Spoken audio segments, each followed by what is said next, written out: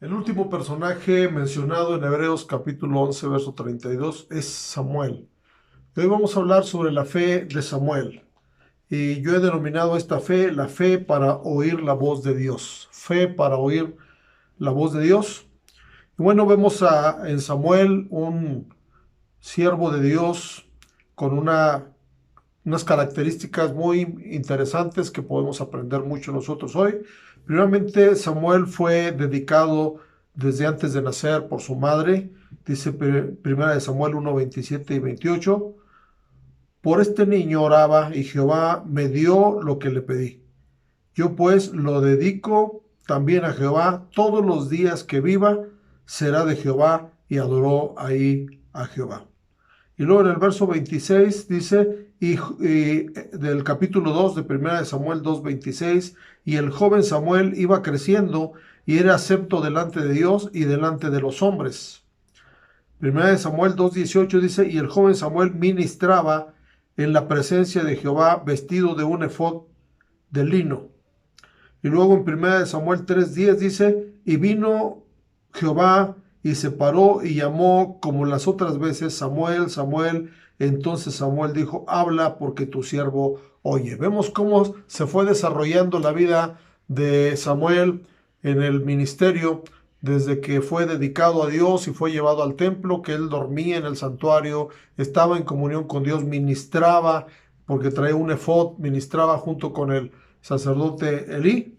Y así fue creciendo Samuel, pero había un problema en Israel. Dice 1 Samuel 3:1, y el joven Samuel ministraba a Jehová en presencia de Elí, y la palabra de Jehová escaseaba en aquellos días. No había visión con frecuencia. Entonces la situación espiritual del pueblo de Israel estaba mal, primeramente porque faltaba la palabra. Por eso Samuel, cuando Dios le habló, no discernía de dónde venía esa voz, porque no estaban acostumbrados a oír la voz de Dios, hasta la tercera vez que entonces Samuel recibió instrucciones de decir, habla que tu siervo oye. Y esa falta de palabra de Dios en Israel trajo varios pecados, porque cuando escasea la palabra en una familia, en una persona, en una iglesia, suceden cosas como las que sucedieron en el tiempo de Elí.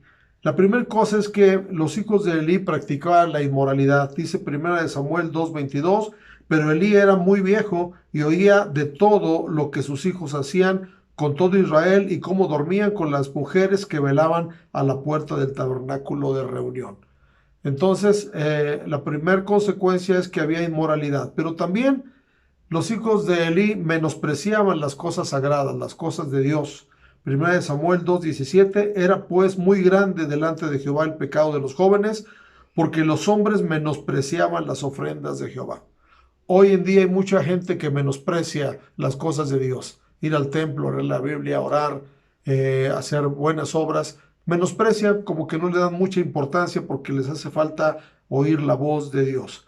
La tercera cosa es que había falta de disciplina en los hijos de Elí. Dice 1 Samuel 3:13, y les mostraré que yo juzgaré su casa para siempre por la iniquidad que él sabe, porque sus hijos han blasfemado a Dios y él no los ha estorbado.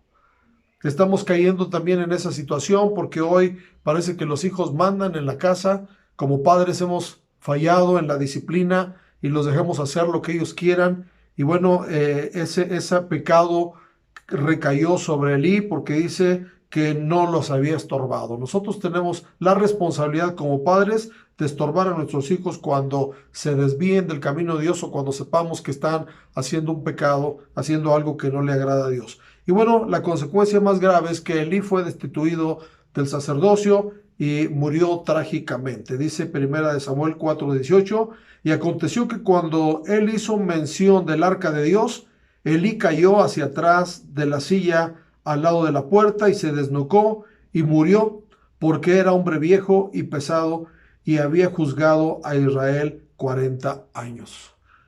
En la comisión que Dios le dio a Samuel no fue fácil.